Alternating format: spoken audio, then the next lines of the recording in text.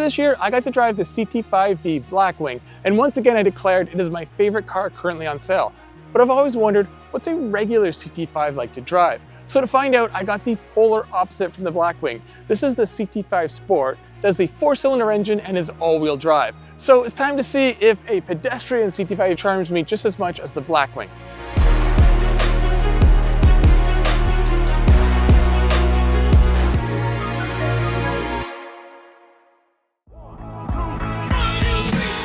Before we go out for a drive, let's take a quick look at the exterior of the CT5.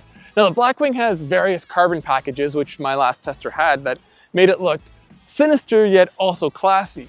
When those were removed, the car still looks really good, especially with this 25 refresh. I like the mesh grille here on the Sport with the giant Cadillac badge. I've always been a fan of the new design of that. The only thing I don't like is the chrome on the bottom. I'd make that sort of a shiny black material. I think it would blend in nicer.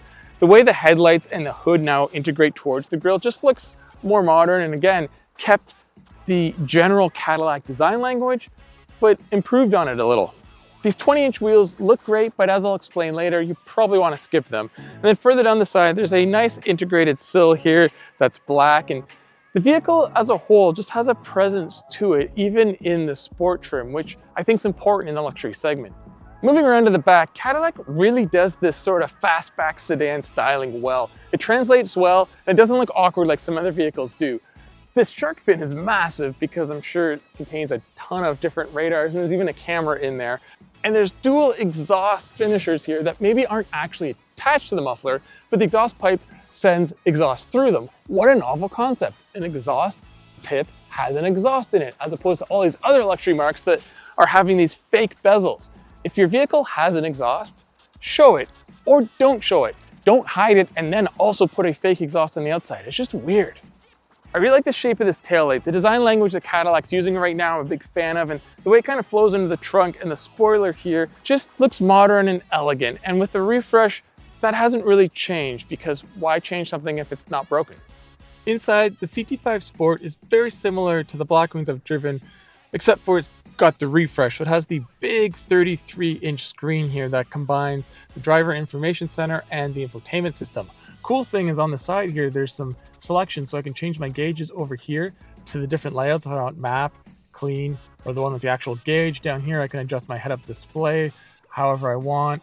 I can also change the trips and all sorts of great stuff. It's nice how they've laid it out, because yes, it's primarily touchscreen, but there's dedicated touchscreen areas, and you actually aren't forced to always look here. You can just make a quick change there if needed.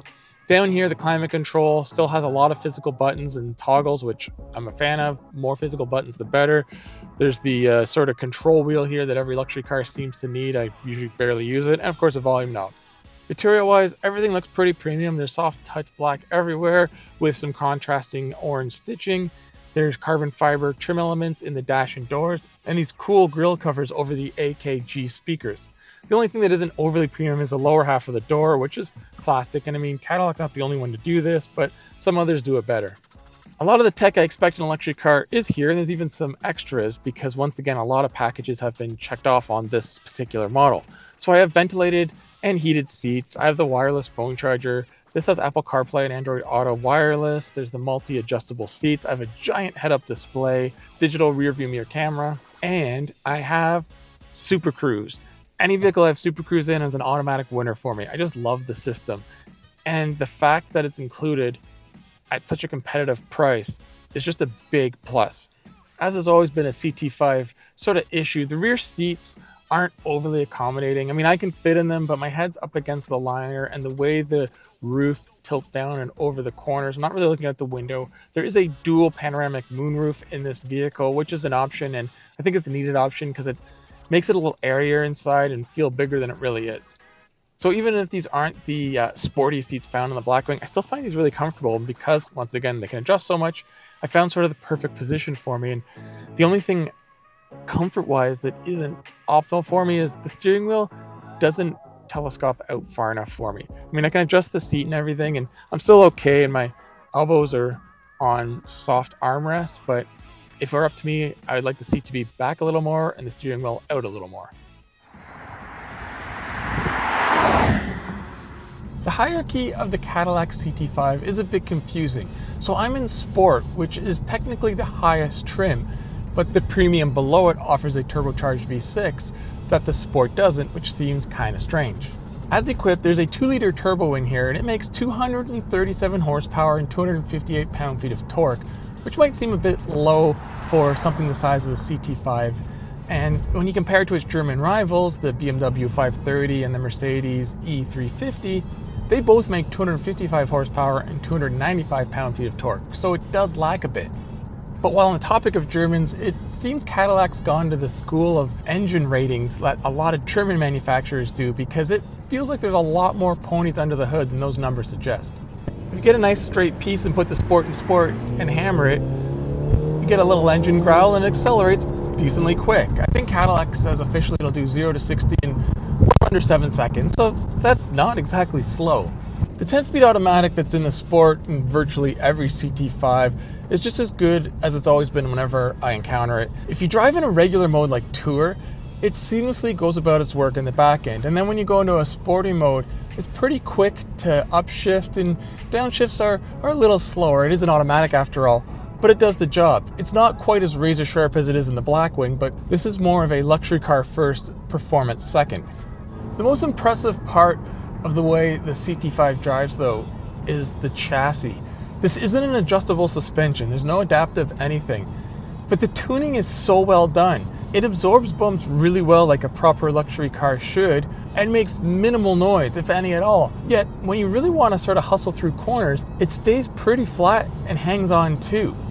I wasn't expecting such a good combo of sport comfort in the CT5 Sport. I mean, I know in the Blackwing I've mentioned it's a fantastic handler and still pretty good in comfort, but this takes down sport a bit and ratchets up comfort a lot more, and for the kind of vehicle this is, it's just really well done. The double insulated glass all around also keeps road noise and wind noise at a minimum.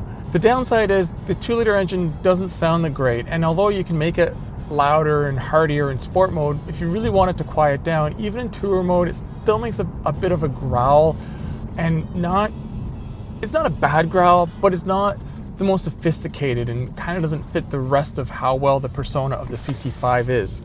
It is also possible with even the Sport to get the Brembo V brake upgrade. This does not have it, and the brakes are okay, but I can imagine that would just add to the overall experience. But again, I think I'd want to get a full out V, or definitely the Blackwing, if I was going to get those brakes. So not putting them on a Sport makes sense to me. One thing to get used to is the side mirrors though. They're really narrow and long and they look really cool, but when it comes to actually seeing anything behind the car, it's a very narrow band of visibility. So it's important to really set them in the optimal spot to see if anyone's coming up from behind. One last thing about performance as it's starting to rain on me. It seems to always rain on me whenever I have a CT5. I don't get this. But anyway, the steering is quite good. I like the weight. It provides good feel. I can feel the engine vibrate faintly through the pedals and the wheel, which I actually kind of like because it gives me more driving feel, but I could see some luxury customers being turned off by that. But again, it's very subtle. So it's important to talk about where the CT5 Sport competes, because that may be its biggest advantage. Up against the two sort of main German players, it is an incredible value. Now, I know I'm going to sound like a broken record and probably be accused of being a Cadillac fanboy, but the CT5 still impresses me even in this more mundane sport trim. It has good luxury, good comfort, and surprisingly good performance. Now, it's not perfect. The rear seat's a little cramped and that engine isn't the nicest sounding thing, and it is down on power compared to its German rivals. But I think if more buyers in this segment gave the CT5 a chance, they'd be just as impressed with it as I am.